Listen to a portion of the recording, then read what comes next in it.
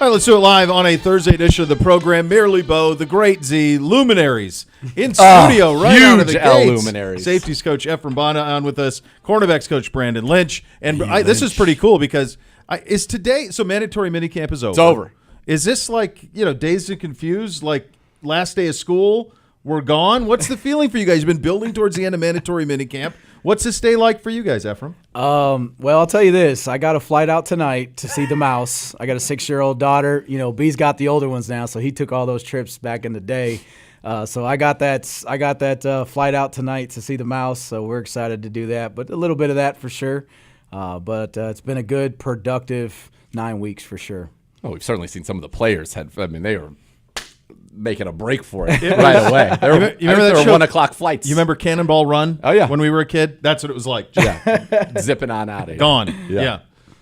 B-Lynch, how's it for you? Yeah. You know what? Like, we went into the deal and we talked about like this being the very first day of training camp. Mm-hmm. Yep. So, to get our first day of training camp out of the way, to get our guys, out safely, looking very much forward to it. And to have the majority of the group here, to build upon that camaraderie has been excellent.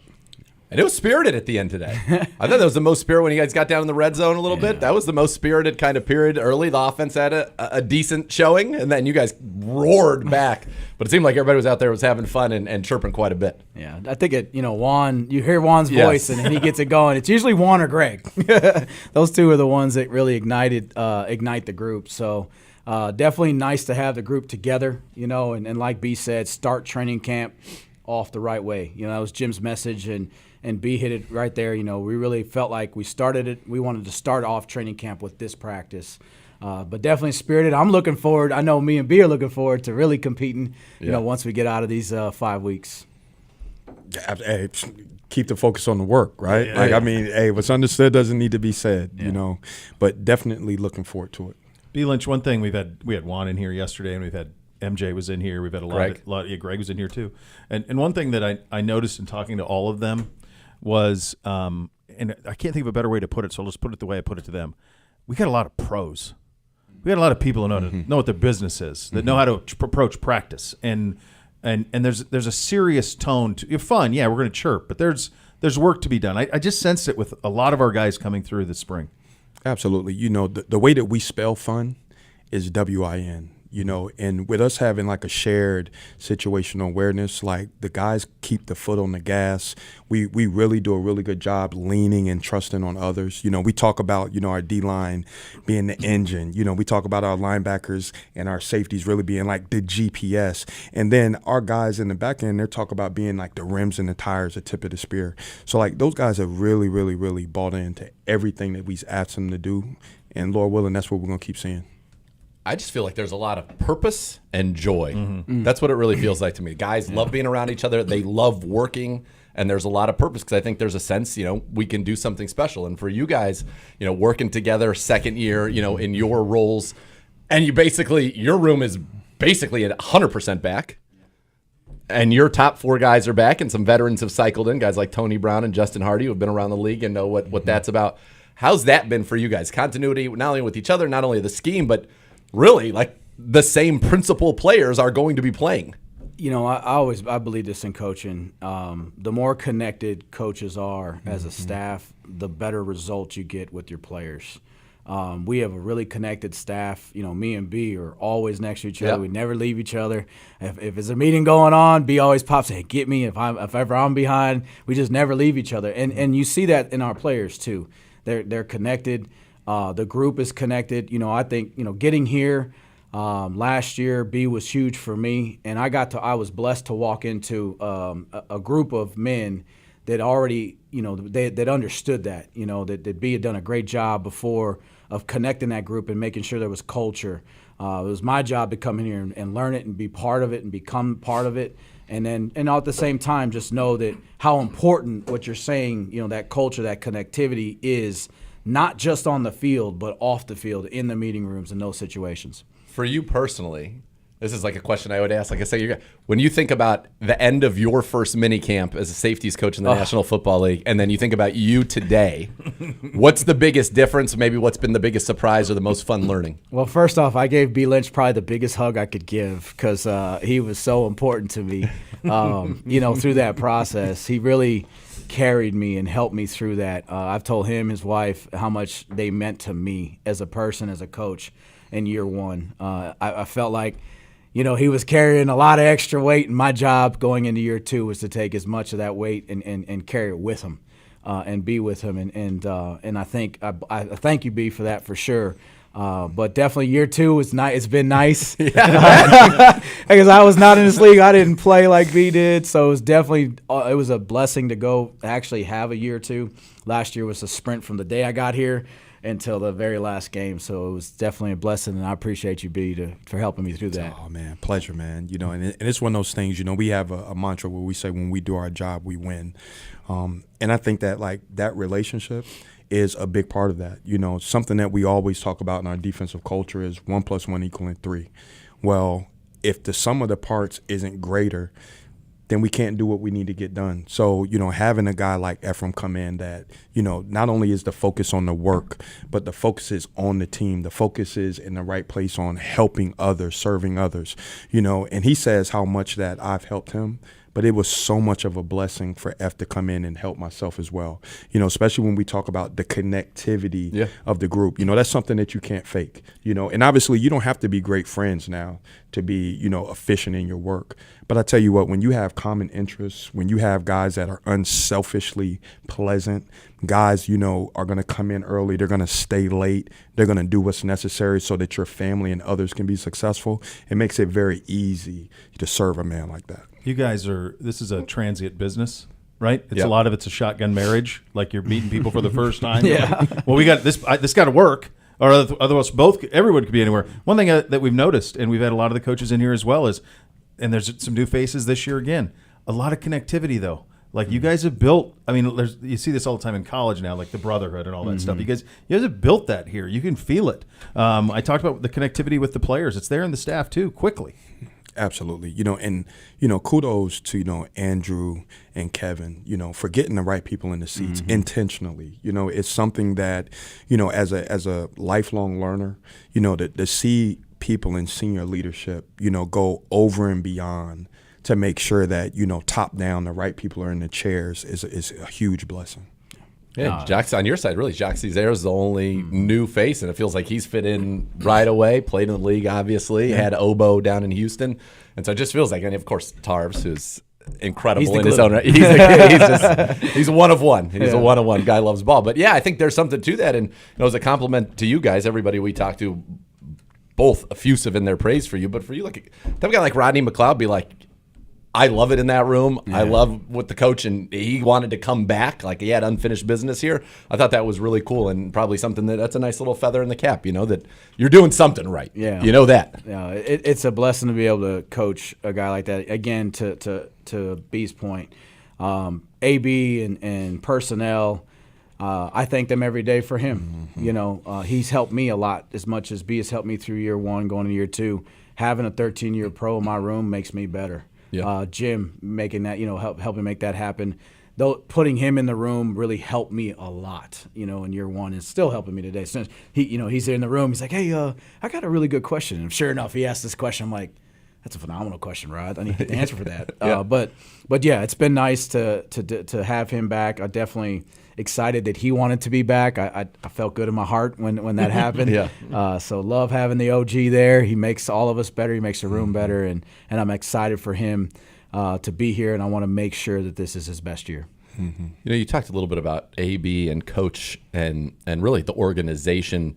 I bet Jim Schwartz is a part of it as well. But you got a really cool opportunity recently, and I want to highlight it because I think it's awesome. You got to go to the Accelerator, which is where they take candidates who they think in the future are going to be defensive coordinators, head coaches, and give them that opportunity. So if you could kind of just explain for a second what that was like for you, and then also how cool it is that they realize when you have a great staff, people are going to either ascend here or ascend elsewhere, and that's part of this business, but they want you to be as prepared as possible for your own personal growth. Sure. I would say the most humbling aspect of it is to see how helpful and intentional Coach Stefanski, Coach AB, everybody has really been in just the development of that, you know, from Kevin to Paul, willing to sit in and then bring in a guy like myself to be an intentional learner. The biggest thing that, I was able to like really gather from that is really, you have to make sure that you're a reflection of others around the building. So, we talk about, F, we talk about Jock, we talk about, Jeff Anderson, we talk about Zach, we talk about Tarv, all of these guys. Like, really, I'm just a great reflection of other teachers willing to serve and help myself and our family learn more to serve others. You got neither of you guys were here. I don't think when Z and I were first having these conversations, but listening to B Lynch talk right there, we for the longest time this organization and the fans here have been through a lot of it. It was how do you build culture amidst losing, and it's really tough. You have to win in order to have culture. And when I hear B Lynch talk and I see the amount of, there are so many leaders, and there's a selflessness in the organization now and really an egoless organization right now where there's no worry about people coming in. Bringing in Mike Vrabel. I was just going to get to that right there. You got Mike Vrabel. You got Mike Vrabel bouncing around the sidelines, like the collect, and you've been a lot of places too. The collective all rowing in the same direction is something we've not seen around here, but it seems like that's what's happening here. Yeah, that is, again, to B's point, that's leadership. I think this place, this building, this organization is just understands the importance of finding the right person, maybe not the right resume, but the right person and the right fit, and that matters in winning. Yeah, and they've done an amazing job. The Haslams, AB, Kevin, all the people that make this place run. They've done a great job of making sure the right fit is in this building. Vrabes is a great example. He's in my room, my off, and helping the safeties. Coming to the meeting rooms and dropping little points here and there, and it's been. Is he having the most fun he's ever had? Like it. But I think here's what I'll say. I didn't know Braves before, but I will say this: I think that's who he is all the time. Whether it's good or bad, I get the sense that that's who that man is all the time. Whether he's winning 10 games, losing 10 games, in the role he's at, a different role. I just think that's who he is. Yeah, known him a little bit. He's unapologetically Mike Vrabel. Yeah, always. But now he doesn't have to deal with any of the Michigas. Like being a head coach, you have to deal with it. But now he can just do ball. He's having the time of his life. Which he most certainly loves. You were talking about the work we mentioned earlier. I said purpose and joy. It feels like that there's a lot of joy being done with the work, but there's a purpose to it. Do you guys feel, from a coaching standpoint, then filtering through to your players, that everybody is aware of the talent that is here? Mm-hmm. Everybody is aware of the opportunity. Like, this has a chance. We use the word special. This has a chance to be a team that wins the AFC North. This has a chance to be a team that wins the AFC. This has a chance to be a team that wins the Super Bowl. There's responsibility to that. With great expectations come responsibility, right? Do you guys kind of feel that and feel that the players realize that every little detail, even though we're here in minicamp right now in June, the details that we went through today, one of them could come up in November, in December, in January, and be the difference between yes and no? B, you got it, baby. You already know. Hey, think big, focus small. That's something that Coach Kevin Rogers really puts the focus on, right? But when you think about everything and how this group is built, it's really built to really be great in 3 areas. That's with our physical violence, that's with our great effort, and that's to have swag and passion. And to bring in leaders that really buy into inspiring and motivating your group is tremendous, along with we talk about having the right people in the seats. Yeah. One of the other things we've talked about, Ephraim, throughout the last month, it hit us a couple weeks ago when Bubba was in here, and we talked about it a few times. Our fans have no idea what's coming with this kickoff. We haven't had a new play in the league like this. This is a substantial change. There's going to be a lot of house calls that the game is coached. This is it's like inventing the forward pass almost. It feels like it's a game changer. Yeah. You guys have been in the middle of it. What do you make of how this is going to go? I think the team that really, is creative and open and willing to adjust early will benefit the most. And that'll matter, because early in the year, getting a win or two or not losing a game or two because of that is going to matter in week 17. I've learned that going through year 1 in the NFL. Every game matters. Everything matters. Everything matters. Yes. So I think Bubba's done an amazing job of really working through that, and Brav, like they've done a great job of just exhausting all areas and really trying to figure out what makes sense, what's best, talking to the players, gathering information, talking to other coaches. And I think at the end of the day, the team that solves the problem or has answers early will benefit the most. And then, like the league, I've learned the league. Yep. The league catches up at some point. Everyone does. Yep. So I think that'll be the biggest part. And I think our guys, Brav and Vrabes too, they've done a really good job of just trying to make sure we have answers and that we can really get the feedback from the players in terms of what makes sense and then being able to apply them early. I think the team that, first of all, I think there are going to be more kick return touchdowns this year than have ever happened in the NFL. And I think, I was saying last week, I think if you're a top quartile, so a top 8 team in the NFL and handling this play, you're going to be a playoff team. Because I think it is now, it used to be a throwaway. I was talking about being in the booth with the great Jim Donovan and balls up, for the first opening kickoff. Out of the end zone, touchback is just a throwaway. And now it is going to be crazy. And your guys are going to play big roles in this, along with some defensive linemen now and some linebackers and some offensive linemen. It's wild. It's a wild evolution. I think it's fun. I think it's going to be fun. Versatility and consistency. Like That's right. The more you can do. Absolutely. But, the game evolves and the game changes. But luckily, our technique and our fundamentals stay the same.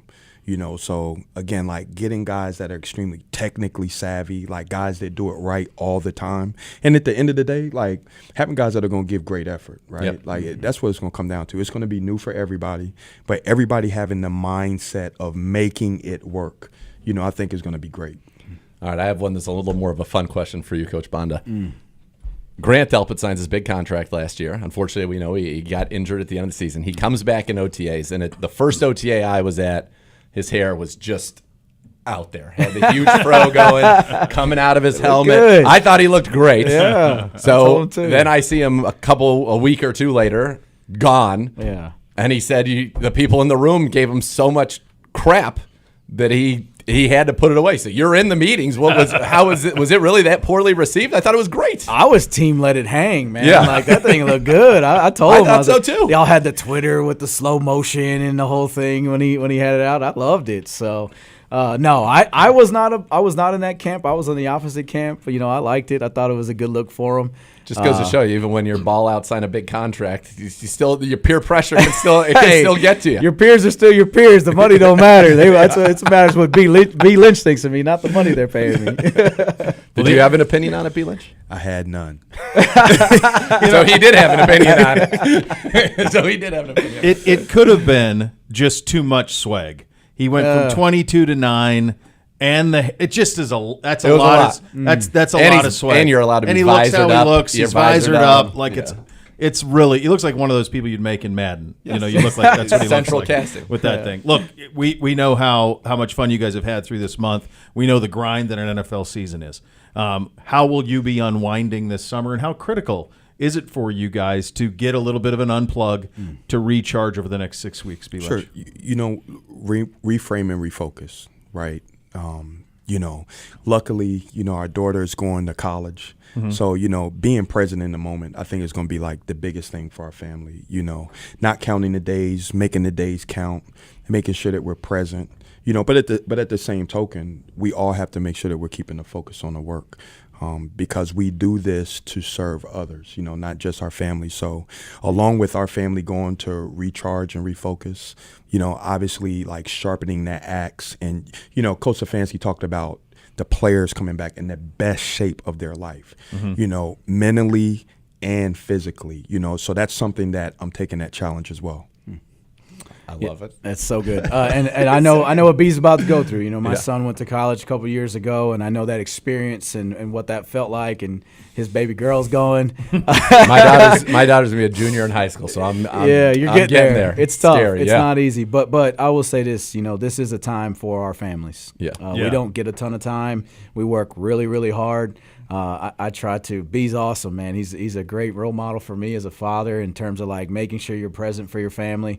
I've took a lot from that, and this is a time where you do need to disconnect a little bit. The mind, the brain, you can't stay connected all the time. It just doesn't work that way. You especially in this league, as long as it is.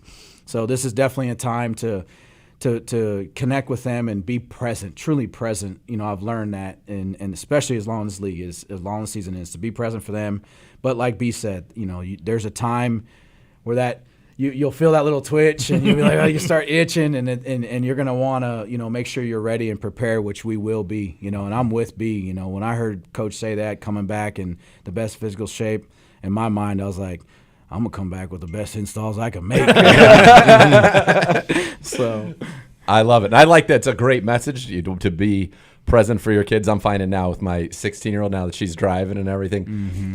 Just getting her to want to stay around is the hard part. Yeah, I'll be present for you, but she's like, I got friends. I got my boyfriend. I'm out of here. I'm like, oh, but come on, let's hang out. It goes fast, doesn't it? Oh, man. Oh, baby. You guys enjoy your summer. Yes. Appreciate it. Deserved.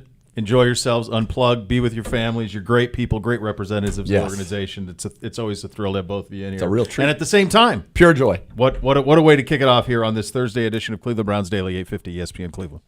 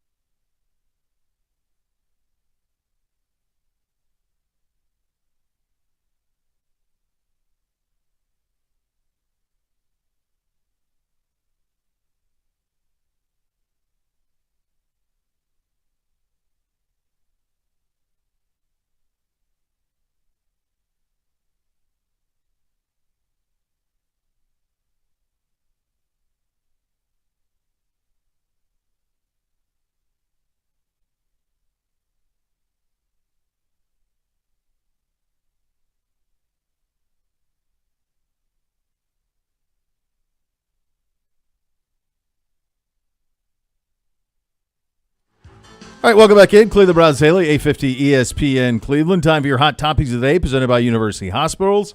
Well, as you may have heard, the last day of mandatory minicamp has come, and it has gone. You witnessed. Tell me every single thing you saw. So, as I said, start from the beginning, like when you walked out the door. What was the first thing you looked at? Slatery. He and I were walking around having a good time, taking it in. I tried to see Scout Scarlet, but today's his last day of dual life, and so he was wrapped up. He was walking in in other luminaries yesterday Yeah, when I left. he was Yeah. luminary Scarlet. It was spirited. I'll say this: the two things jumped out to me. Three things. Number one, Deshaun was dealing today. Saw some videos going around, and I'm always skeptical of the video stuff because, like, it's one thing, and I'm skeptical of it both positive and negatively, right? Like, somebody can put a clip of something up, and it looks terrible, and you're like, oh, they must have a terrible practice. Then you see another one look great, and like, oh, he lit it up. But when you get to the full context of the practice, then you can kind of see. He was dealing today. Good in the 7-on-7s, and he had one where I'm like, all right, the shoulder's fine. He rolled out left. I don't know if you saw this one. Rolled out left, flipped his hips, and threw it 60 yards in the air right down the middle of the field on a strike to Elijah Moore, and it was just off his fingertips. And when he threw that one, he was actually was right in front of me when he threw that one. I was like, okay. I was like, all right, you're good. He goes, yeah, I'm good. Probably the first time we saw him uncork. That was that one, and he had a couple inward breaking routes. The first 7-on-7 period was just like just all darts. Then they got to the red zone. That's why I mentioned. You saw their look on the face. I said it was going pretty good early for the offense, and then the D got back in a compressed area. It's tighter windows. He had one that was into the Chief that he put the ball exactly where it had to be. One to Akins put the ball exactly where it had to be, but the D made good plays, breaking him up both times. I thought he looked great. That stood out to me. The intensity at the end was awesome to see. And as I said, the purpose and the joy, it certainly is there with this team. And then here's the last one. All right. We're in shorts. Okay. This is not pads. This is not football. Shells? Is that what we describe this, or we even have pads on? We're just shorts. Yeah, we're just in shorts and helmets. Okay. Landers, the receiver, number, I want to say he's 89. Okay. 89. He's a kid from, I want to say Arkansas, 6'4", can absolutely run. Yep. He has, he's just stop it. Stop it. Too much. Stop it. I mean, a light gray pant and a pink coat. I'm wearing that. That's what I was planning on wearing tonight. What do you got tonight? Stefanski, the Keepers Foundation. The Keepers Foundation. Yeah. So you're going to have a similar outfit. Yeah. I mean, it's a Thursday. But I was already planning that, and now he's usurped you. Yeah, I'm gonna still find a way, I think. Well, he's not going to wear that. He'll a certain amount of time. The best thing is if I will wear it, hoping he does wear that. There's no chance that he does not have an outfit already picked out for tonight. All right, I'll report back to you on that. There's no chance he's wearing that twice. There's no chance. I mean, he's really only wearing it once. It's just a continuation of the day. No. He will wear it today, and then honestly, I would be surprised if he never wore it again. Fair. But he would. He's wearing it, and then he will go home. He will freshen up, and there will be a new outfit. That's your call. That's my call. All right. That's my call. All right, let's not text him about this. I'm not. Okay. I'm going to say a word. I want to say a word. I think he's going to be in that, and I think it's going to be great. We're going to be like twins. It'll be awesome. He'll love it. All right, we'll see. We'll see. We will. We'll see. Yeah. Anyway, Landers. Okay. Every practice this week. Okay. And then I'm told it's been happening more than just the days open in the media. He catches a 60-yard bomb for a touchdown. So that seems to be important. Multiple people said, we think Landers has caught 7 passes in the OTAs and minicamp, and all 7 were 50-plus yard touchdowns. All 7. And I'm talking about roasting people. Even one. We always have to be careful with this. And that's why you haven't brought up his name until today. It's in shorts. You've not brought up his name until today. Matt Landers. Yep. We got to let's get a little bit of 6'4". Yeah, this is the 2. All right, so he spent his part of his rookie season on the Seahawks and Panthers practice squad. There's a reason his first NFL season out of Arkansas, and that's where that stands at this point. Okay, all right, but he's had. Like, we're not don't run amok. We're just, having a little fun on a Thursday. And this is a kid who, when you have coaches say this has happened multiple times, then seven, not 24 years old, 7 times. 7 times that he has caught a 50-yard touchdown in OTAs or minicamp. So, look, does that mean anything? No. It is, however, interesting, and it is a facet. It's something that bears watching. Does this continue at the Greenbrier? Like, we were as hyped about Marquise Goodwin, and obviously, look, this is not happening with the ones yet, but he is absolutely flying, and maybe he can only run like goes and posts, but if this continues, this trend continues, why not? I'm curious. I'm intrigued, and I'm not the only one who's intrigued. So he's 6'5", 190, so there's that size that you're talking about. I mean, that's something that's a little different. He looks like he might be about 200 to me. That's my. Well, I mean, this was. Whoa! What is this? What? Oh, now we got the cone. But for a second, that was electric. What was that? What was that? I didn't know. That was what a you were Landers highlight. Here it is. Oh, he had one. Boom. Boom. Dude, he does that. He was doing this. I mean, if this is how we're going to start doing this show where we have live teleprompter, then that's going to change things a little bit. Look, here, watch this. Huntley again. Okay. And this was not on MJ Emerson, even though that's who he ran away We from should right tell there. our audience listening that we're watching. Safety. If you're on our YouTube, You can see what's going on. So the safety right there bit on the dig. Yep. And then Huntley, and so there was nobody over the top, so MJ thought he had deep safety help in the middle. But I'm telling you, it's 7 of those. Had another one today. By the way, that's a great job. Connor. It's Connor with the Connor K. the K's back there dominating. He's a legend. Let me drop this on you. So he actually he played 3 years at Georgia. Yep. So redshirted, plays 3 years at Georgia, then he plays 1 year at Toledo. Oh, Toledo. And then finished his career at Arkansas. Okay, Arkansas. So on the 2022 Arkansas team, 47 for 901. Yeah, what's that? That would have been Treylon Burks, too. Yeah, so that's what, 20 a catch? 2022 Arkansas. Just about? Yeah, 19-2. I mean, at Toledo, it wasn't much, but at Toledo, it was 25 yards a catch. It's on 20 catches. This Arkansas team was 7-6. Pretty sure this was the Treylon. I know Treylon Burks was on this team. Yeah, this was KJ Jefferson was the quarterback of this team. They had a decent. They had a couple of upsets. Yeah. Yeah. There you go. All right. Well, that is something to pay a little bit of attention to. Treylon Burks was not on that team.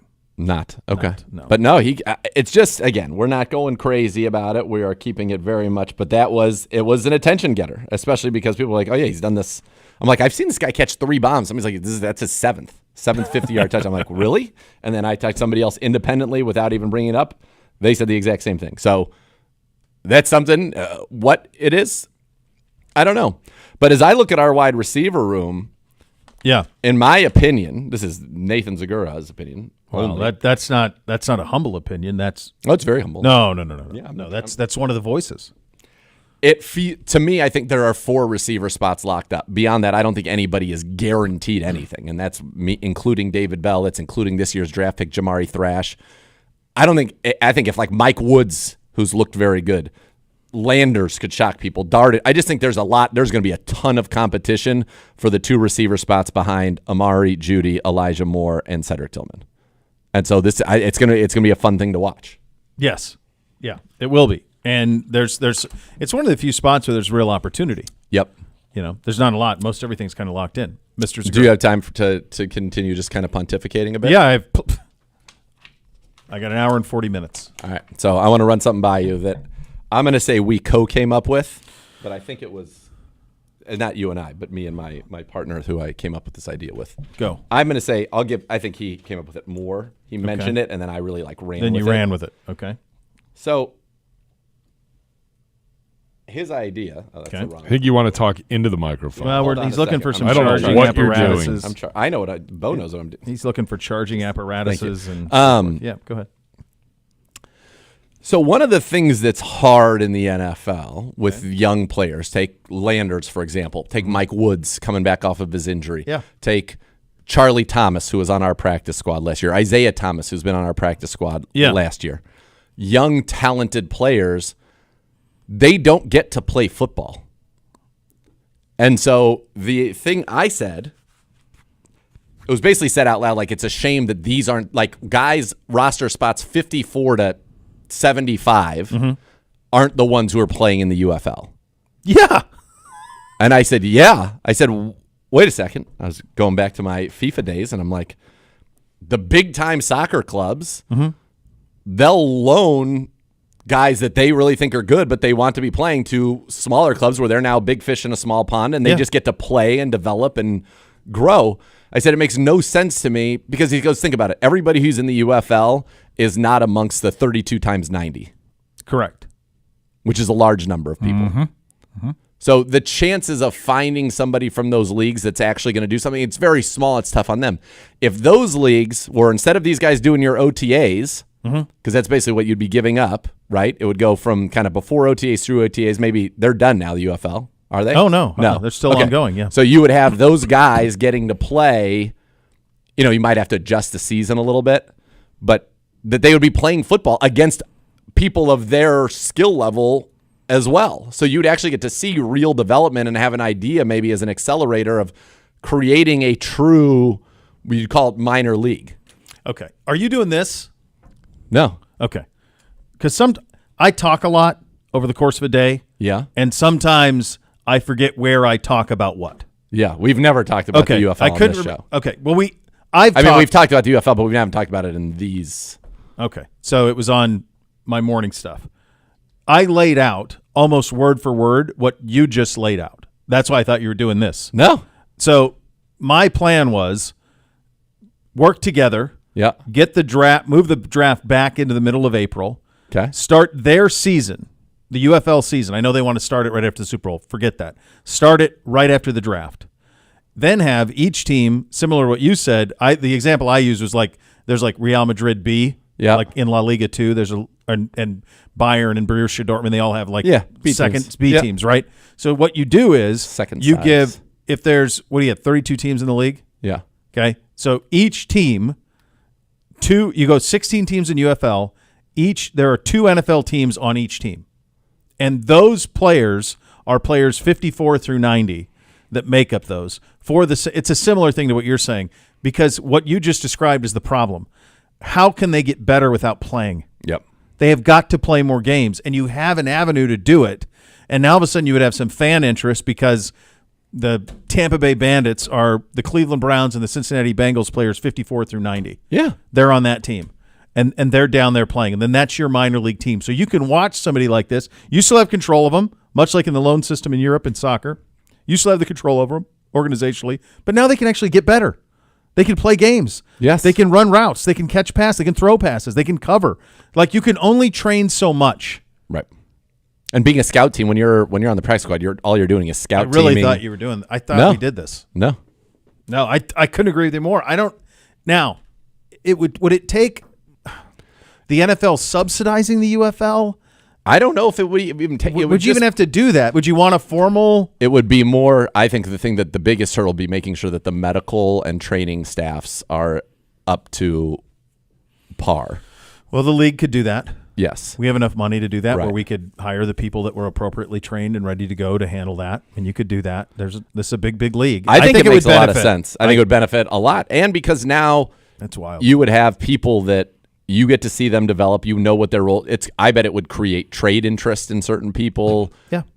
I just think there are so many benefits to it. I think what you'd want to do is try to find in the teams. You try to pair up teams that are doing running similar Fine. schemes. You know, so like Absolutely. you'd have like the Rams and Minnesota could go together, or the Niners and Rams or Minnesota. You know, those. Sure. So you have like similar. You could, but honestly, they just need more ball. They need to play, sure. They just need to play But it just more. makes so much It sense. does. It does. Yeah.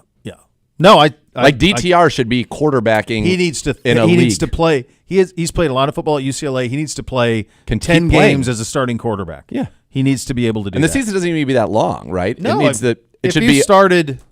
It should end like a week before our training camp. I would say it should right? end So even like. let me see where we're at. It should If end you even- started. So if you started, the draft was the third this year, the second and third. Draft was in April. Was Was it the last 29th week or of- something okay. like that. All right, perfect. So if you started UFL, 2 weeks of training camp, first week of May, second week of May, then 1, 2, 3, 4, 5, 6, 7, 8, 9. You could go 8 regular season games to like July 4th, and then 2 weeks of playoffs.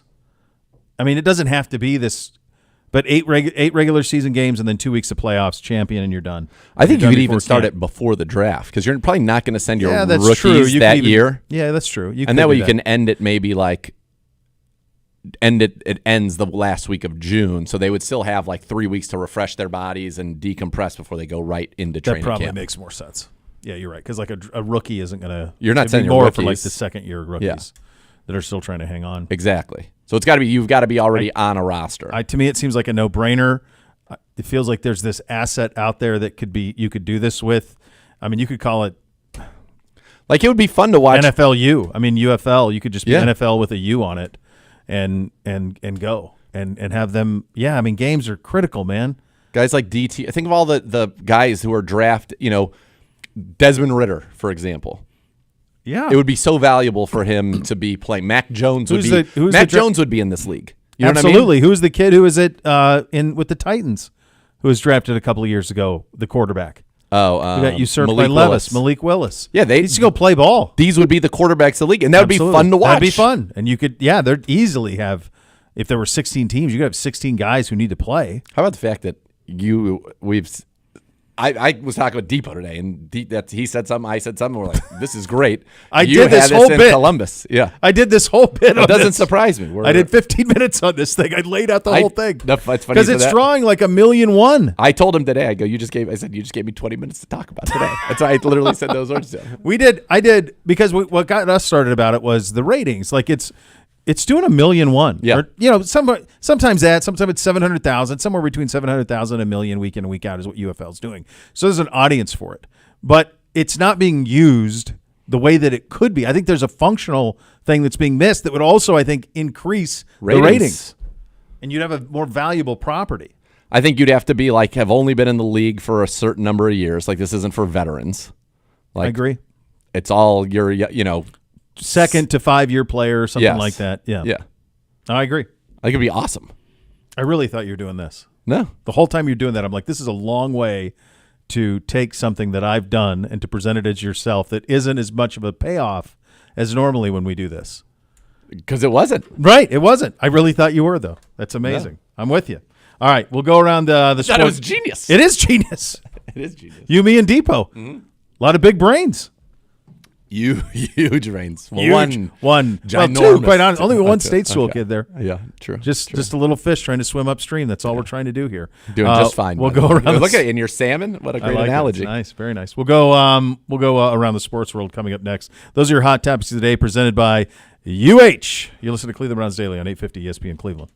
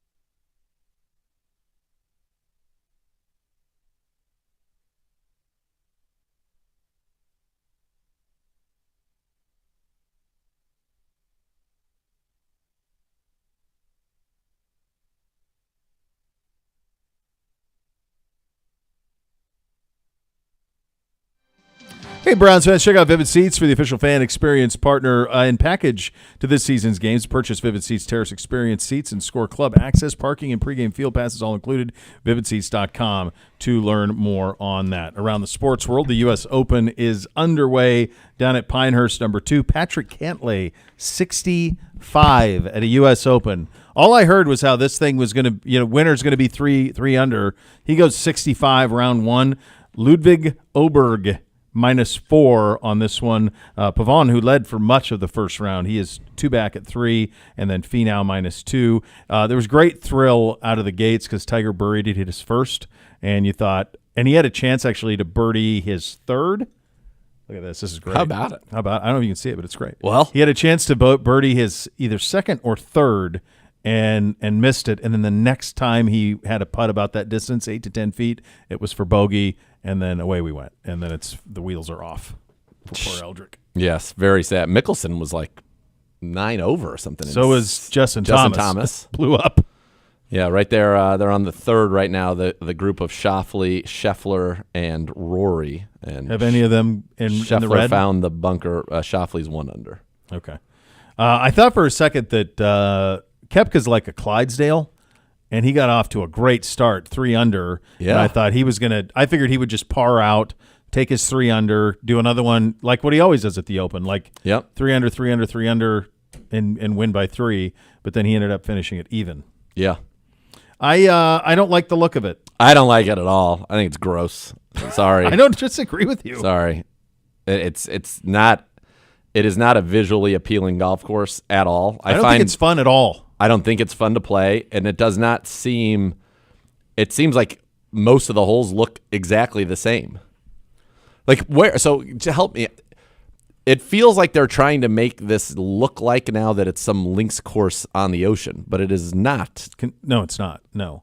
So that when they redid this thing, and this is the second or third time they've played here since they redid it, but it's exacerbated now because that wiregrass has grown up. When they first did it, and I think I have this right, Keimer won in like 13 or 14. Yeah, I think it was 14. Correct. Okay. That was the first time after the restoration of it. And they tell these stories about how they found the old sprinkler heads, and however far the sprinklers go, that's how far the fairways will go, and everything's going to be natural area from that point on. That yesterday, exactly. Which is great. Okay, fine. But here's the deal.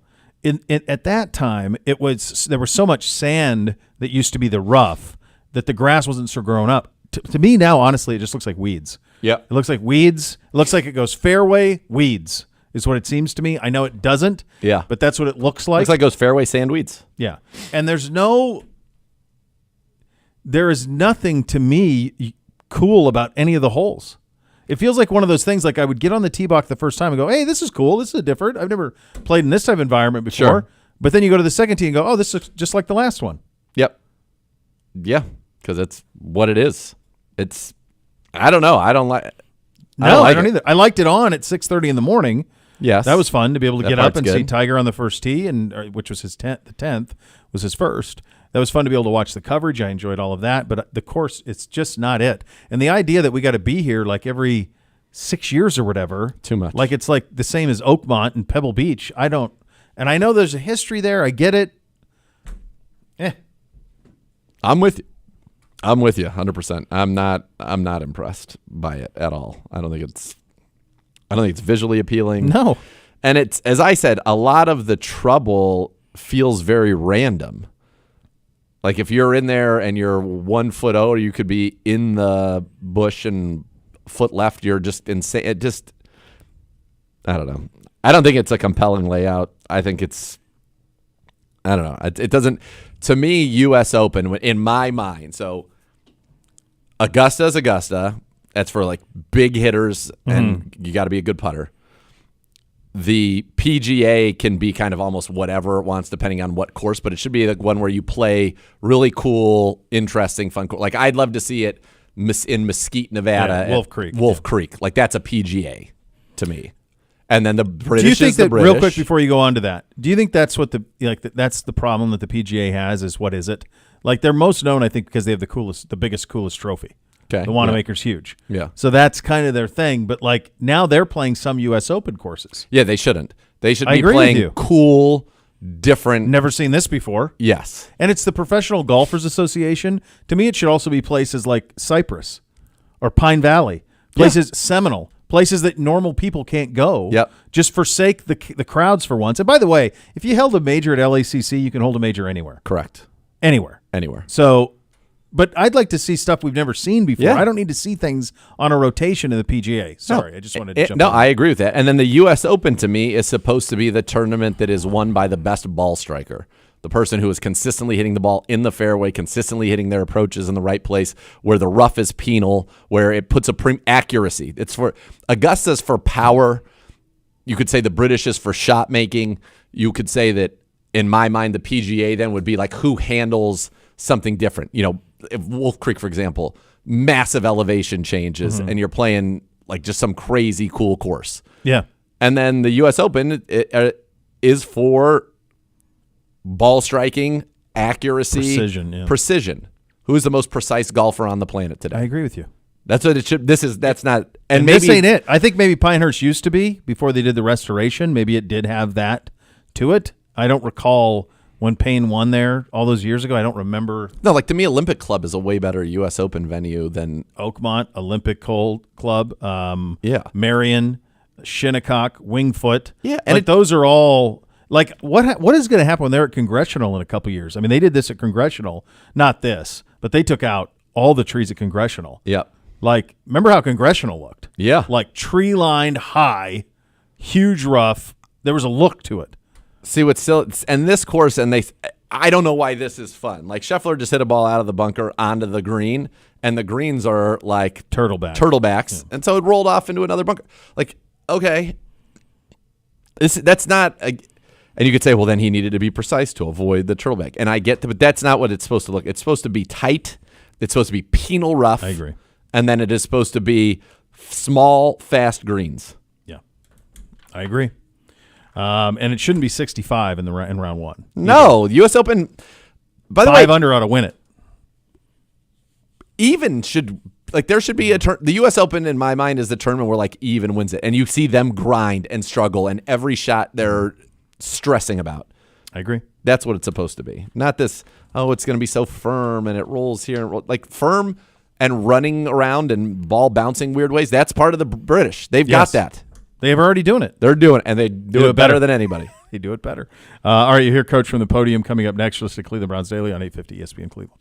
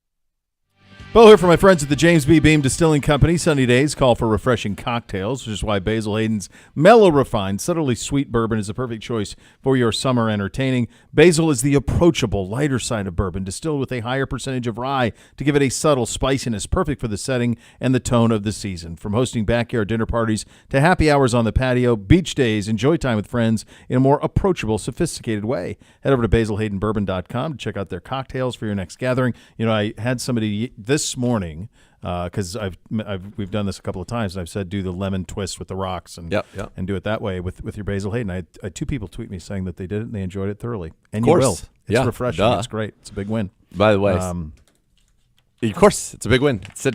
Pour yourself on this weekend, watch a little U.S. Open, try to ignore how gross the course is. Ignore how gross it is. Yeah. I was just watching right now. They're on a green, and it's DeChambeau, Hovland, and I don't know who the third guy in the group is. And you know now how they all just kind of like stand over their line, and but they were all doing it at the same time, and it looked ridiculous. absurd, like should have been in a music video. It looked completely ridiculous, and they're kind of rocking, and then they'd come take a step, and they're rocking. It's like what does it do? So it allows them to feel the slope, and then they do 1, 2, or 3 on the slope, and then that allows them in their mind to decide what it's going to do. And listen, they've gotten so precise with it about putting. While I was up at the lake, I was reading some book from like the late 90s about putting. I'm like, oh yeah, there's some good stuff in here. But it's also the work that it would require to be that intense of a putter is significant. Yeah. Lots. Lots of work done by this man. He deserves what's coming his way with 6 weeks off. He is your head coach, Kevin Stefanski. Let's go to the podium, presented by Vivid Seats, official fan experience partner of your Cleveland Browns. Okay. Really appreciate how these guys worked. Appreciate how they competed. That 7-on-7 down there in the red zone, they were competing like crazy, but they were keeping each other up. They were not still playing within the rules at all, but just I love how the juices of this team, they like working against each other. They like working with each other. So really pleased with sending these guys into this break with a really, really good work week. And it's an extension of what the guys that have been here have done, since April. So I'm super appreciative of all the guys that really never missed a day, came in, got their work done, and I think they all got better because of it. So pleased with that, and then we'll take a little break here. But with that, I'll take any questions for you guys. It appeared that Deshaun had his best day throwing. Would you agree with that? Was it noticeable to you? Honestly, Tony, I've said it before. I've gotten to see him throw throughout the course of this rehab, and I don't know when it was, but a while back he looked very normal to me. So that looked normal to me how he threw. Miles okay? Looks like he tweaked something there. He will be fine. Yeah. Did you get everything you wanted to accomplish done in this OTAs and mini camp? We definitely did, Jeff. We always put together a plan, and there's things that we need to hit, whether it's schematic or whether it's what we do in the weight room or what we do out here on the field. I think we accomplished all those goals. But again, it doesn't happen without the guys working really hard. Kevin, Mike Woods, first of all, how's he look after being off last year? Mm-hmm. That's the first part. Good. I'll expand. Go ahead. And then how tough is it when a young guy, right, misses a whole season to kind of refine his footing? Yeah, Mike's done a nice job since he's been back, finally getting him on the grass and having him move around. He's made plays, which really Mike's done since he's been here. He's been a guy that is dependable, makes plays. He just needs to stay healthy as well, but really pleased with Mike's progress. Cedric Tillman looks like he's got a lot of chances. How has he come along, and where is he at going into training? Yeah, I don't believe Ced missed a day of the off-season program. He was here every single day. I know he got better because of that, and I think he got better in the weight room, got better in the meeting room, definitely got better on the grass. So, you would love to say, hey, everybody be here every day. It's a voluntary program. That's not the case. But I do want to highlight a guy like Ced that because he was here, because he worked extra, I think he's a young player that's getting better. So watching Deshaun unleash that 50-yard pass down to Elijah, did that have you leaving here feeling really great about what he's actually able to do? We didn't connect, though. It was an incomplete pass. No. I know what you're saying. I would tell you this, Mary Kay, I've been able to see him throw. Now, that's the first time this week in 7-on-7 settings. But what we've been able to put him through as part of his rehab, I've seen him let it go, so to speak. So that was not surprising to see him do that. Did he leave here just with, even more bold about what he was able to accomplish? I mean, I know some of us are looking out there saying, wow, Yeah. he really done it right now. But I mean, did it exceed your expectations in any way? I don't look at it that way necessarily. I've seen he's been here every day. He's been getting better. I get to see him really through the course of his entire rehab, go through the throwing sessions off to the side, go through the throwing sessions to the players, go through the throwing sessions now to 7-on-7. So I've seen this improvement from him, both in terms of how he's feeling and also just hitting those mile markers of when he's allowed to do what he's doing. So he's right where he needs to be, and I'm pleased with how hard he's worked. Do you have any reason to believe that the Cooper situation will be resolved by training camp? Yeah, I'm a day-to-day guy. I'm really focused on today, but I'm sure we'll have maybe an update when we get back. We'll talk about it, but I've no news on that. Kevin, for Deshaun, what is kind of the plan over this next month as you guys are going? Well, it's a dead period, as you know, so we can't direct any of it. So ask Deshaun. But, yeah, he's got a good plan, like all of our guys. We talked about it today, establishing a routine, making sure that they're staying healthy, that they're getting their work done, that they're still in their free time. If they want to do some summer reading, they can crack open that playbook if they want to, of course. But, yeah, he's got a good plan of attack and how he's going to get his body ready. Have you been pleased with how he's responded, at least during this offseason? Throw, day off, throw, how the arms responded on that second day? Yeah, he's done a nice job. Again, he is the type of person, which should be no surprise. A lot of our players are like this, that they always want to do more. They're chomping at the bit to do more. We will lean on the medical staff and obviously the player in this case, on Deshaun, to kind of lead the way in terms of what he does, but he's done a nice job. We're going to talk to Tommy Reese today for the first time. What appealed to you to give him his first NFL job?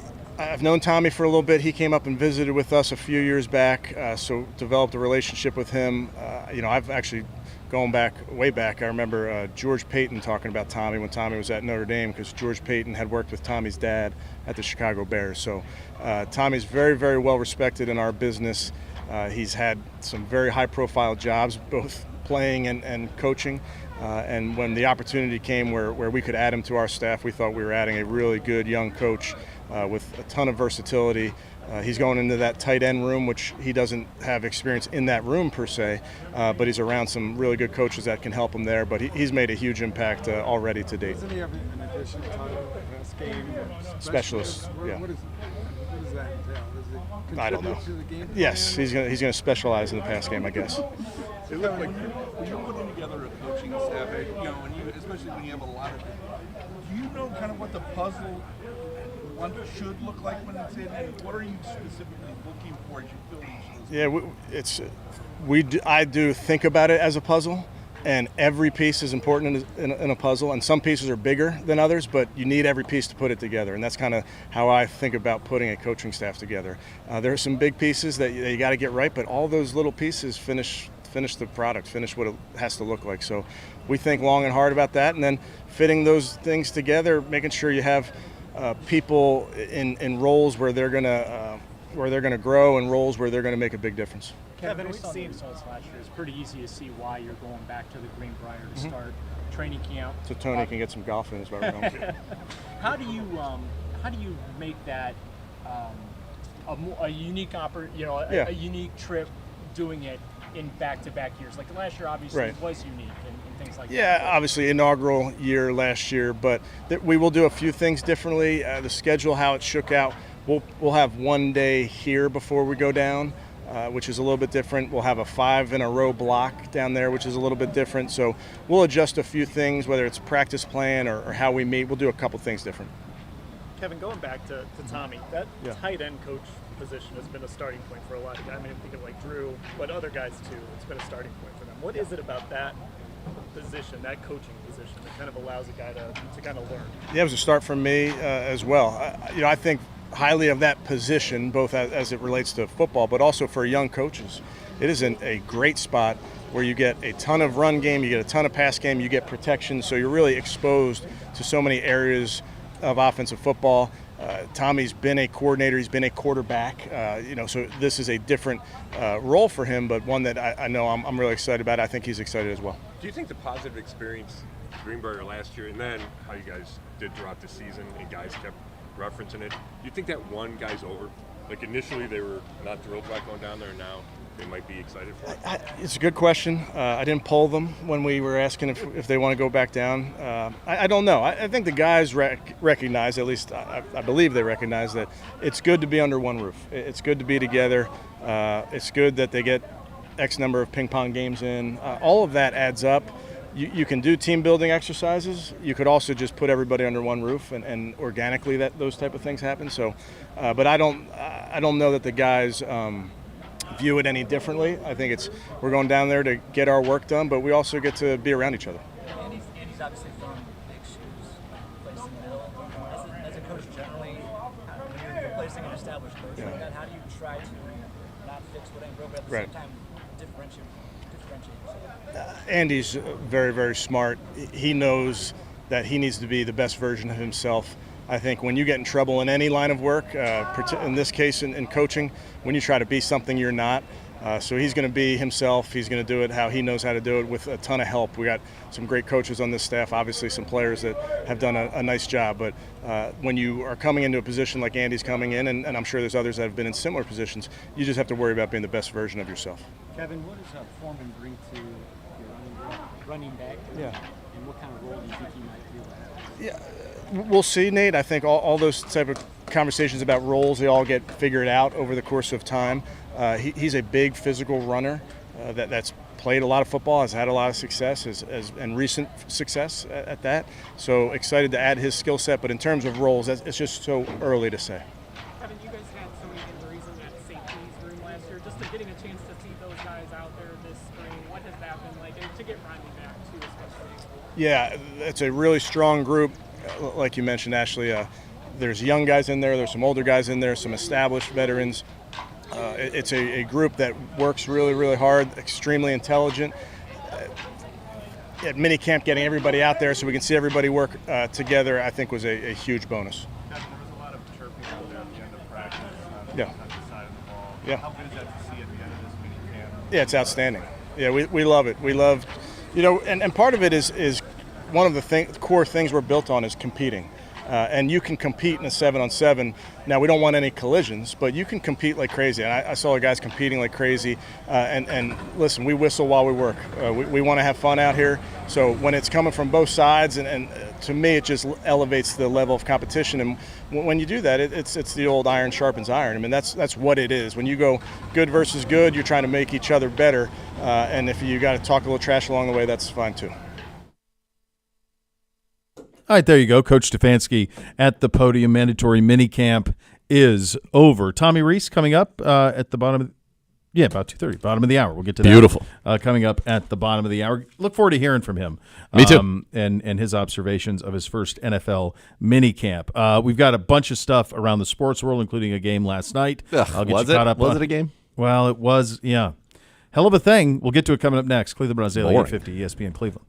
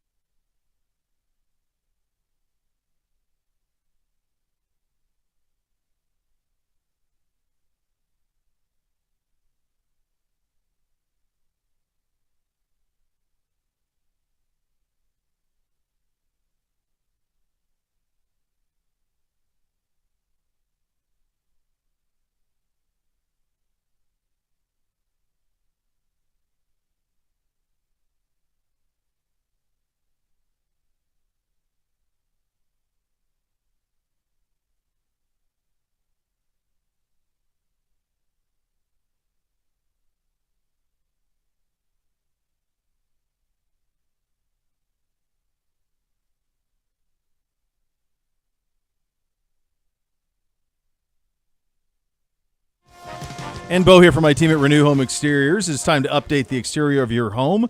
Tired of that same old vinyl siding? Composite not only outshines vinyl, it comes in 20 vibrant, maintenance-free colors to suit your style. Imagine a stunning exterior without the hassle. This month, when you buy a whole house of siding from Renew, you'll receive up to 100 feet in new gutters for free. Renew your home with Renew Home Exteriors composite-clad siding. Renew Home Exteriors, superior products, superior service. RenewEstimate.com for more any time of the day. U.S. Open going on at Pinehurst number 2. The guys who are finished are all the guys living large. In fact, there's only, I think, you got to go all the way down. I guess there's a couple of 1-unders who are out there. But everybody else who is in the top of the leaderboard is all long done, with Patrick Cantlay leading the way at 5 under. Ludwig Oberg is second at 4 under. We talked about this. He's young. He's a good young player. Yeah, this is his first U.S. Open. Oh, wow. Yeah. And we talked about this yesterday. Because of Scotty being such a favorite, there was some great opportunity. Value. Great value. My dad would be like, it's a good value. Good value bet there. Spumoni. NBA Finals last night, Game 3. In order for it to be interesting, it had to be a Dallas win. They were up 13 in the first. Yep. And then the Celtics came all the way back, and the Celtics led 91-70. That's why I turned it off.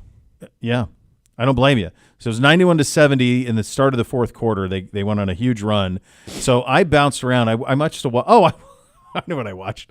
Lost in Translation was on, and it keyed up to the point where he's selling the whiskey, and he's doing the whiskey ads, Suntory time and all that. Yeah. Which I died. I was crying. I haven't seen it in so long. So I watched that scene, and then I popped back, and it was 90. And then the Celtics get a turnover, and Jaylen Brown is racing down, and Luka Doncic gets called for a block. Now, because I wasn't watching the time in between, I did not realize it was a sixth foul. Yeah. So you did. He was reckless.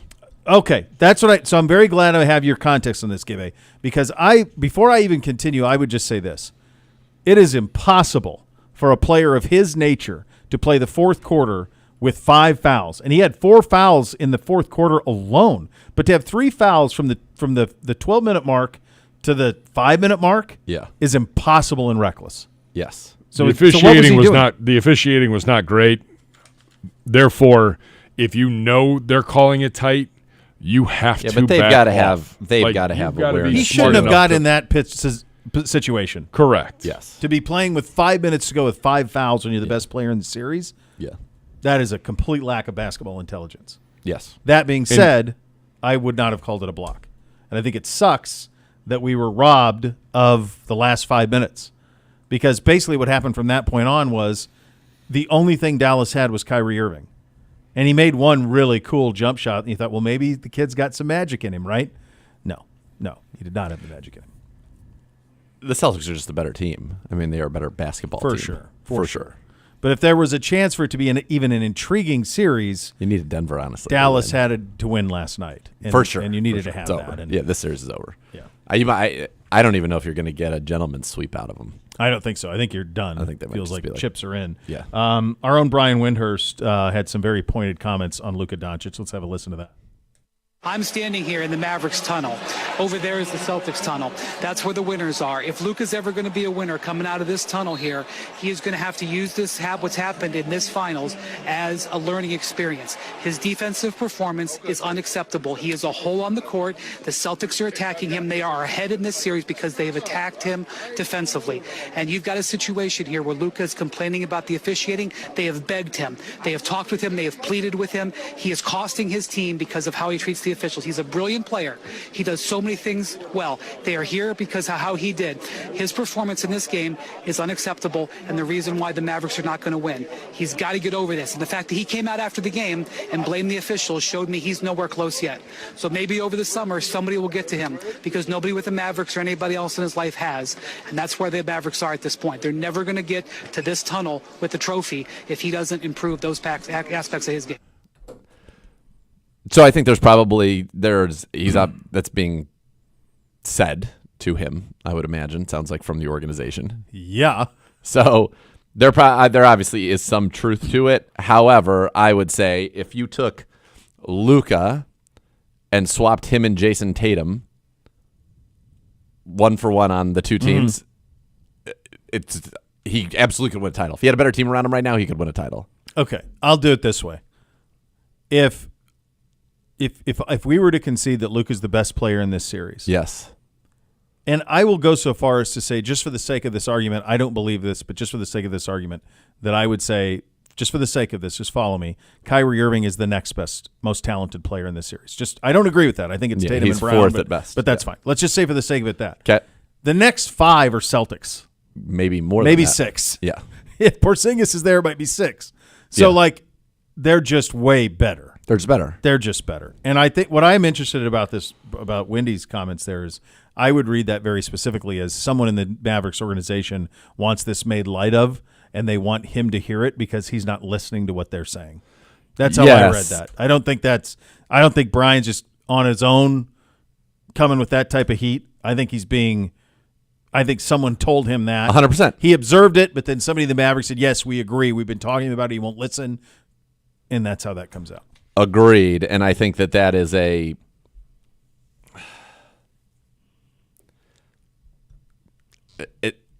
it's a pretty transparent approach. I don't think it's one that he's going to enjoy.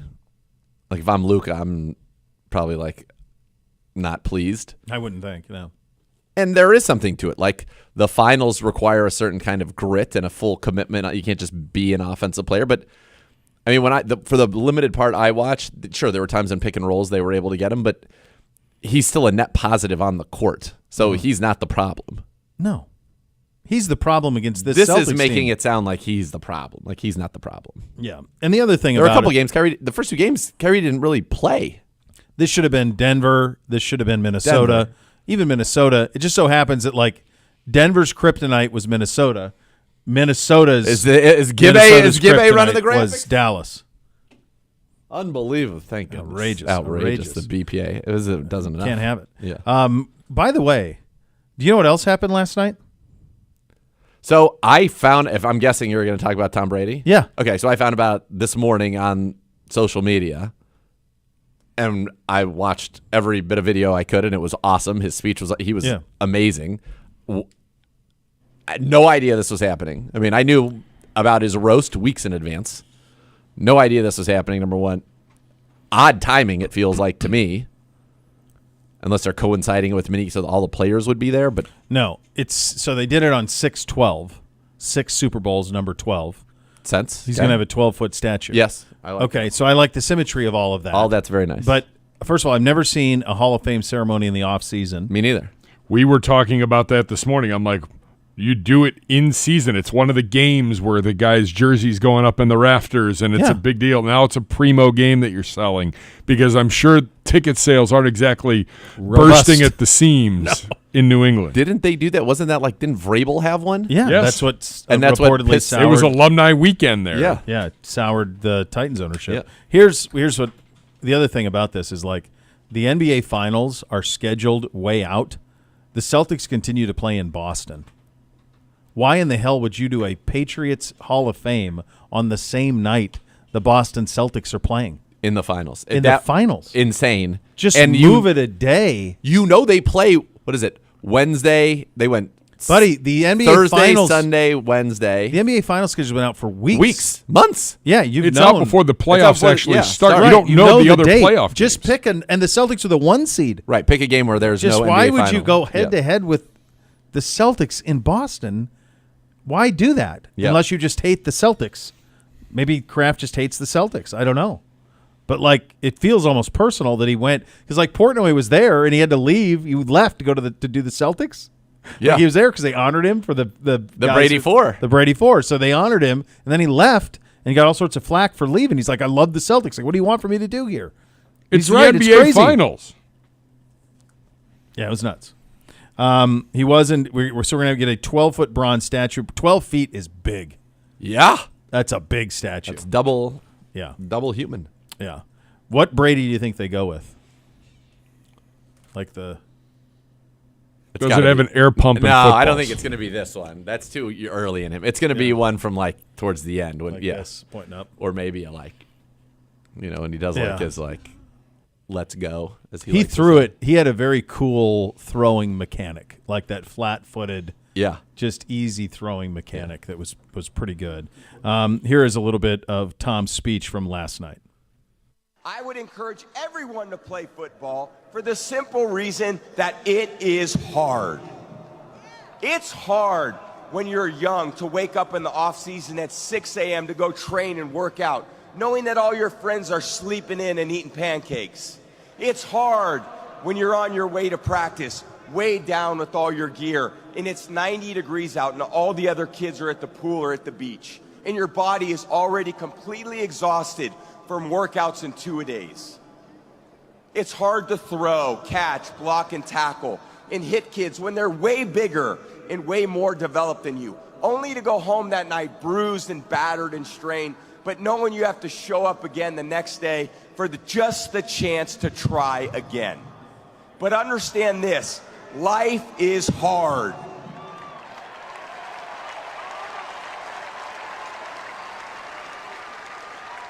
No matter who you are, there are bumps and hits and bruises along the way. And my advice is to prepare yourself, because football lessons teach us that success and achievement come from overcoming adversity, and that team accomplishment far exceeds anyone's individual goals.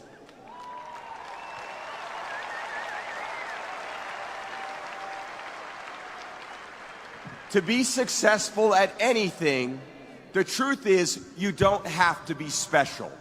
You just have to be what most people aren't. Consistent, determined, and willing to work for it. No shortcuts. If you look at all my teammates here tonight, it would be impossible to find better examples of men who embody that work ethic, integrity, purpose, determination, and discipline that it takes to be a champion in life. All right, couple things on that.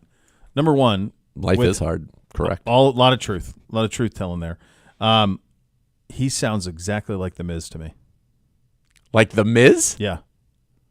The tenor of their voice sounded so similar. Really? Yeah, not when Mike's like worked up, but just when Mike's talking Mike. Just calm, yeah. Very similar tone. I didn't get that. That's interesting. Voice. I wish you'd said that before. I would have tried to listen. Well, I didn't realize it until you just felt it. Now I just felt it. The second thing I would say is he is one of the few people who can actually, like Peyton Manning can't give that speech because he's from football royalty. Brady, I mean, they tried to replace him at Michigan. He's a 6th-round pick. The Patriots tried to replace him even after he'd won Super Bowls. Like, what he is now is, yes, he had the God-given athletic ability, but it was his own grit, determination, all of it that led to it. It is. He was not anointed. It's wild to think. Was it Drew Henson that they tried? Drew Henson, who, by the way, was like one of the all-time great high school athletes of all time, drafted by the Yankees, all of it. But, yeah, they tried to replace him at Michigan. And then it's wild when you think about it. Jimmy Garoppolo was drafted in the second round of 2014. Mm-hmm. 2014. Second round. Yeah. Why? It's kind of wild. What was he thinking, man? It's kind of wild when you really kind of think about it. That was a wild thing because Brady still had 8 years left in the tank. Yeah. He won his last Super Bowl in 21 or 22? 21. 21. Because the last two were Chiefs. Yeah. So 21. Yeah. Yeah, but he played all the way through 20 with New England. He won 2 more Super Bowls in New England after that. So, or maybe 3. When did the Rams win it? Rams won. So Chiefs won 23 and 22. Chiefs. Rams may have been 21. Were the Bucks 20 or was it? When Rams did Odell then Bucks? leave us? 20. Rams won in 20. Bucks won in 21. Odell left us in 21. Okay, so 21. So Bucks won in 20. 20. Yeah. All right. Tommy Reese coming up next. Cleveland Runs Daily, 850 ESPN Cleveland.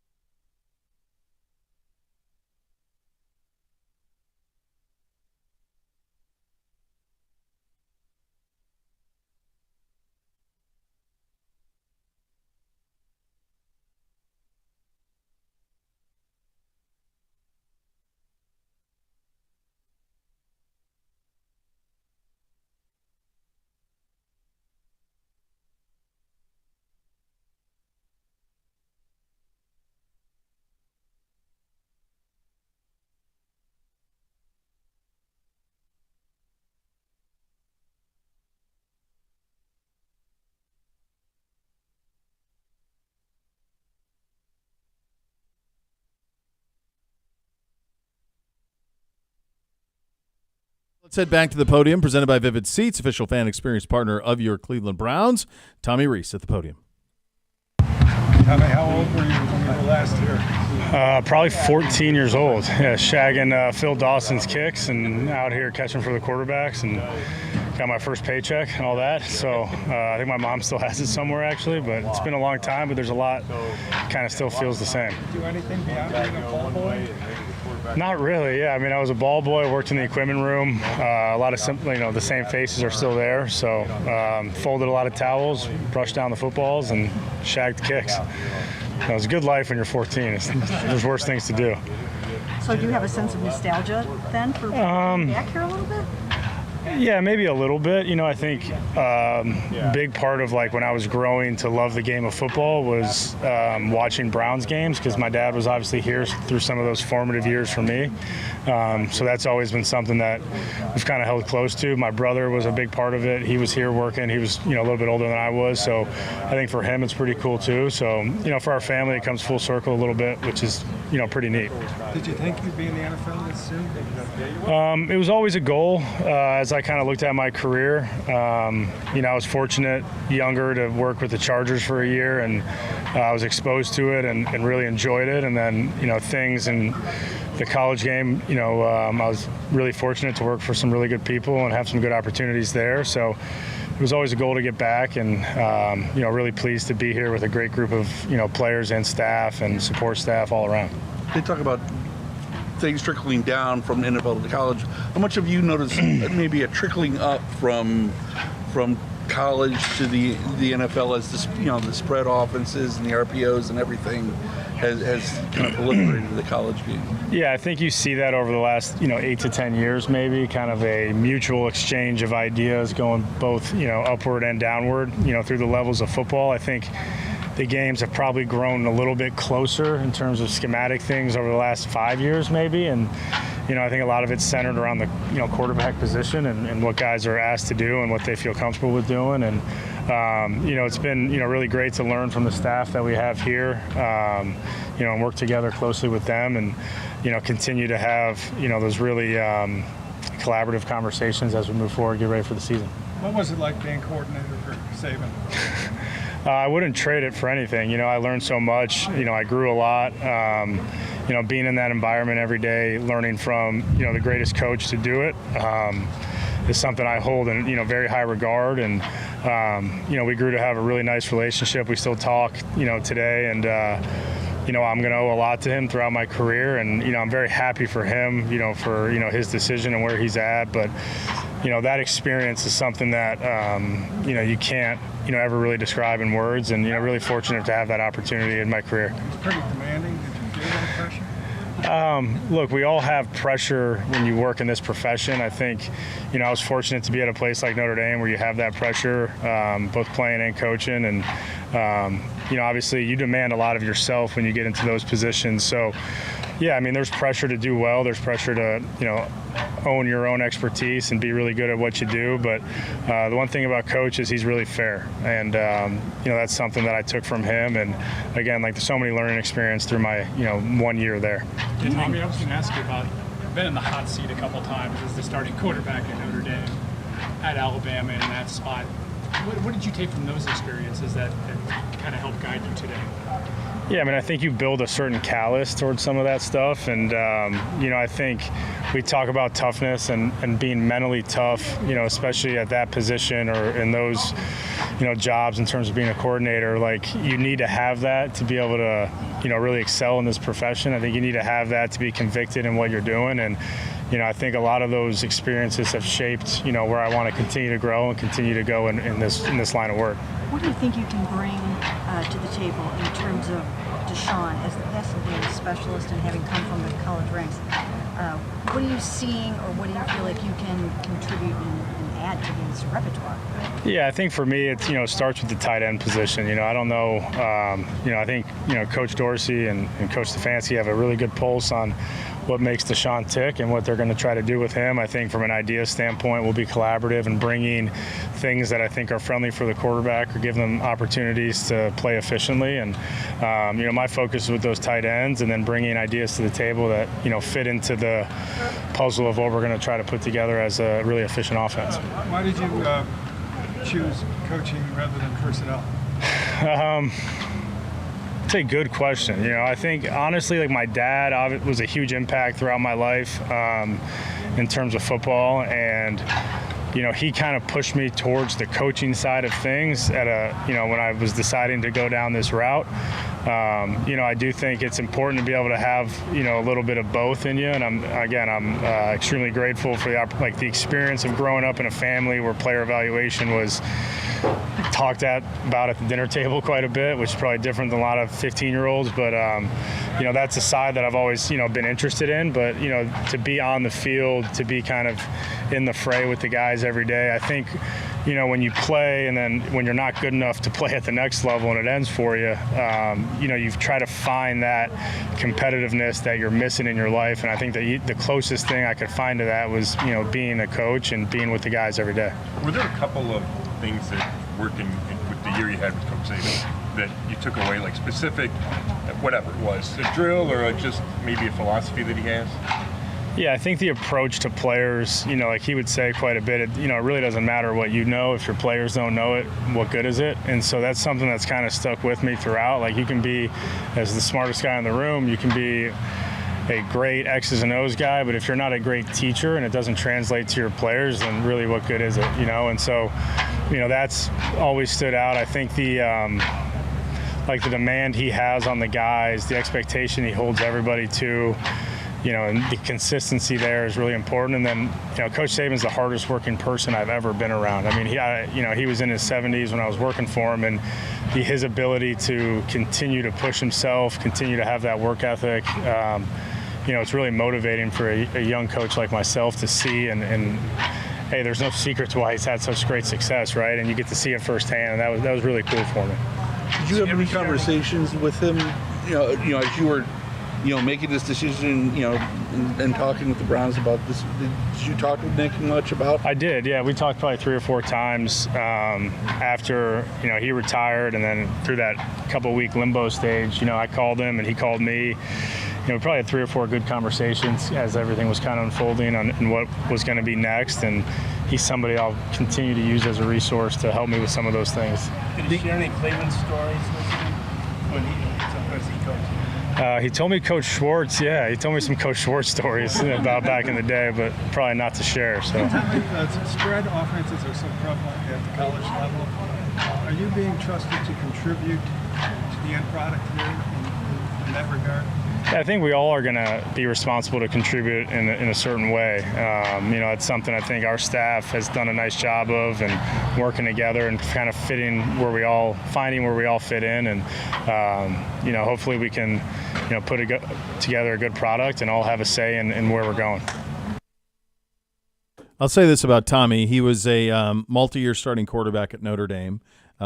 He was, when Brian Kelly left Notre Dame, he was given some consideration to be the head coach at Notre Dame. They went with Marcus Freeman instead, and then Marcus convinced him to stay at Notre Dame for 1 year. I knew a guy who was on that staff who is very quick to praise Tommy's acumen, his scheme, his play calling abilities. He won't have those abilities now, but viewed him as a very, very smart dude when it came to what he was doing offensively. And last year at Alabama, when they were trying to figure out what they were early on, they had a way that they were playing, and it wasn't going well. And so he was quick to adapt to his talent. And he went back to Jalen Milroe, and he said, how can we put Jalen Milroe, who is not a pure timing passer, how can we make the best out of this with our talent? And they ended up playing for the national title, and Jalen Milroe was just on the outside of the Heisman, was an all-SEC type player. Totally. That tells you a lot about who he is as a person and how attractive he was as a candidate here. Yeah, it's incredible. And to get a guy like that on your staff as a tight ends coach, is awesome. And again, it speaks to Stefanski being open to a lot of ideas, being very comfortable in his own skin. And you're bringing in a guy that, Tommy Reese, you'll remember that name. He was the Browns tight end coach. He's going to be an offensive coordinator in the NFL. Mm-hmm. I think that's pretty likely. Yep. And then you never know where that leads, right? That gives you a chance to maybe end up being a head coach in the NFL. So, yeah, a great addition to the staff and another more infusion of new kind of ideas and concepts that are going to be, more prevalent as the NFL it has more of that spread type offense. You've got Dorsey well versed in it, and Reese is well versed in it, and so I think it's a good combo. A lot of good energy. Yeah, good Lots. vibes. Good vibes only. Absolutely, got to be that way. So much more to come. You listen to Cleveland Browns Daily on 850 ESPN Cleveland.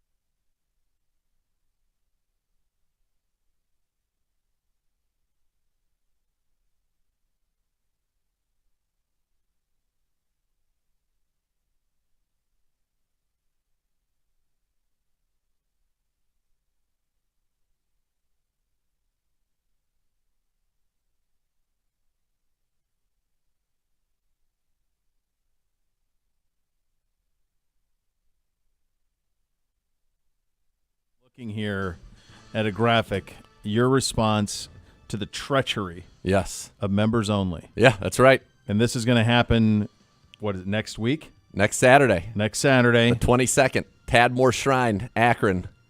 Let's go, baby. You can get your tickets right now. Go to at AI Wrestling on Twitter or AIWrestling.com on the internets, and you can get your tickets. Will there be a there. comeuppance for the treachery? I'm going to respond to them. Listen, I mean, the reality is we know what my profession is. We That's know right. what their profession is. Yeah. So we're gonna hash it out, and we'll see. I'll say this. I've got Bobby's going to be in attendance. Bobby? Hey, Bobby. Bobby. Yeah, Bobby's going to be baby. there. There'll be a lot of people in attendance. So I need all you guys out there. Hopefully we'll get graphic clearance again next week. So you guys Will can, you have the can see it. sunglasses on?